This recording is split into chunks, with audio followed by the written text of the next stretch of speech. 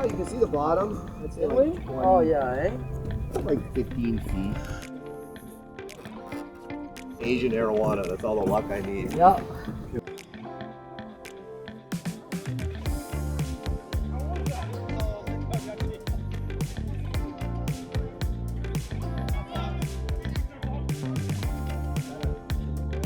Like this. Sorry, Murphy. We need some more power.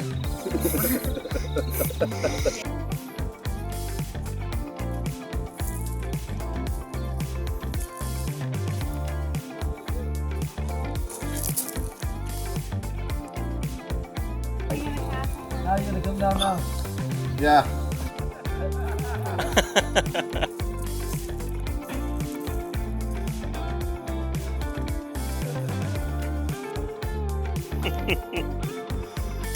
That's some good corn. Very convincing. All right. It is the first official morning of the trial. We are going for our vet check, so we're going to do the vet check. Then there's going to be the official practice. Then in the evening, there's going to be a handler draw.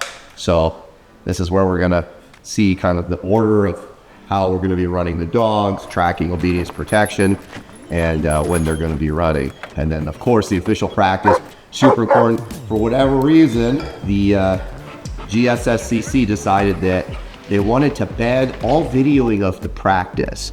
Not sure why. That's never been a rule in the past, ever, at any competition. And I would say this to the GSSCC. When you ban people from filming things, you only make people believe that you have something to hide.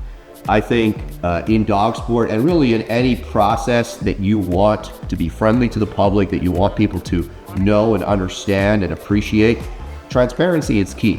So when you start banning video from here and banning video from there, you aren't doing yourself any favors. Remember, the ultimate thing for dog sport, this is why, dog sport, bite sport especially, is struggling in many places, is undergoing legislative changes in many places that are actually banning the sport, has a big problem with membership, so on and so forth. There's a reason why there's a ton of people getting involved in PSA.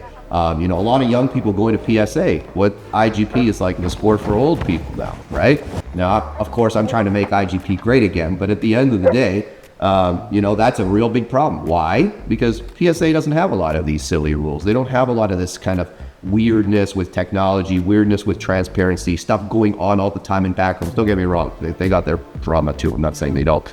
But this is the kind of stuff that IGP needs to eradicate ruthlessly. This kind of, let's be scared and hide, and let's pretend something's not happening when it is, and oh, no one can know about this. All this needs to go away. We need to become transparent, and we need to show the process, and we need to bring people in. And you bring people in by being honest about who you are. Remember, tell your story, or somebody else will tell it for you. Can't catch, no catch. Yeah, you leave your dog and your paper up there, and you come back here. Don't talk to anybody, just do it. Eric, man, you can't see that far, eh? No, I can't. How you doing? Good. Thank you, Sarah. Up, up.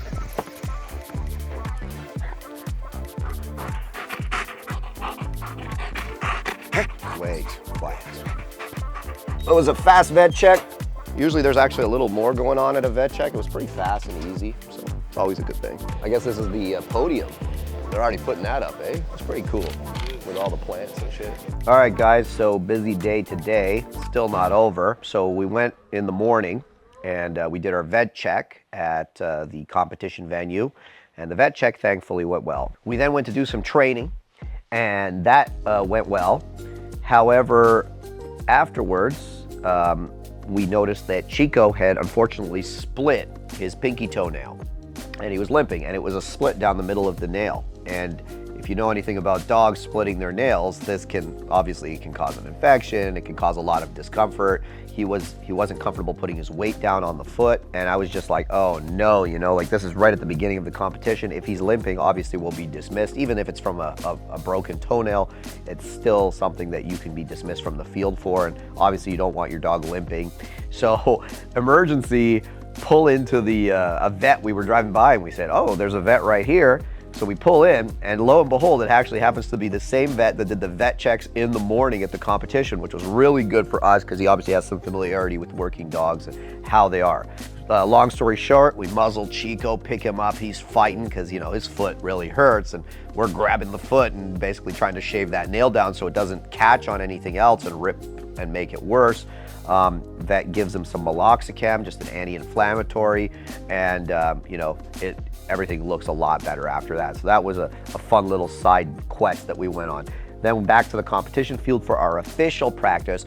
Official practices are something that are important to do, but they're also kind of a double-edged sword, because with an official practice, there's no tools on your dog, right?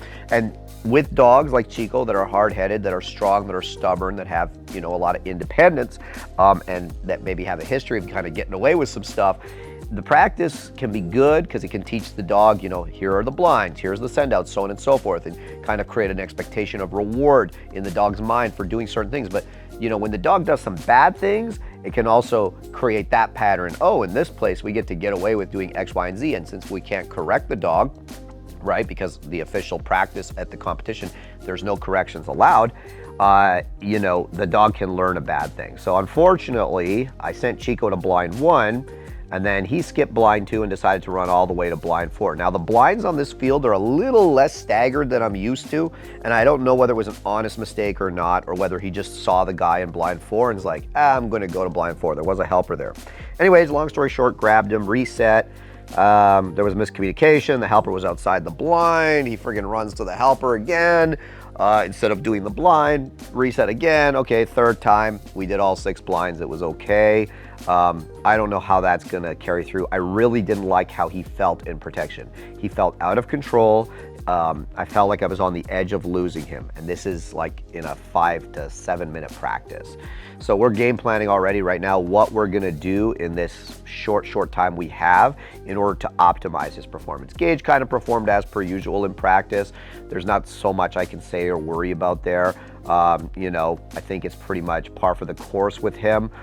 So hopefully he's his consistent self that, you know, the type of dog that we've come to expect in the trial. Hopefully he's able to do that. I'm not too worried about him. But Chico, man, I don't trust him in the protection still. I really don't like how he felt. So hopefully we've got some last minute things we can do to just get him tightened down and get him optimized for the upcoming trial. But tonight we're gonna draw and we're gonna learn, okay, we're doing protection or we're doing obedience, tracking. We're gonna learn the order in which we're doing all 3 phases.